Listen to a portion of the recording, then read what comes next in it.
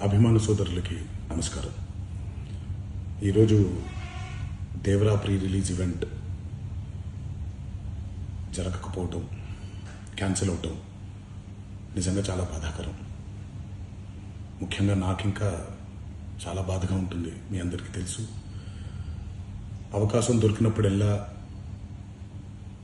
మీతో సమయం గడపాలని, దేవరా మూవీ గురించి, దేవరా మూవీ కోసం మేము పడిన కష్టం గురించి మీ అందరికీ వివరిద్దామని నేను చాలా ఎక్సైటెడ్గా ఉన్నాను.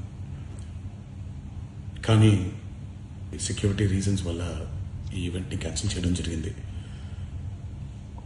మళ్ళీ చెప్తున్నాను, మీతో పాటు నేను బాధపడుతున్నాను. మీకంటే నా బాధ చాలా పెద్దది, ఎక్కువ కూడా.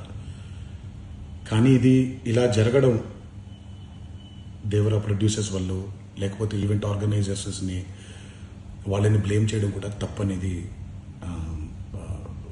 నా ఫీలింగ్. అది ముందుగా మీరు కురిపించే ఈ ప్రేమకి ఆ జన్మంతో రుణపడిపోయి ఉంటాను. కానీ ఈరోజు మనం కలవకపోయినా సెప్టెంబర్ 27వ తారీఖు మనందరం కలవబోతున్నాం. దేవరా చిత్రాన్ని మీరందరూ చూడబోతున్నారు.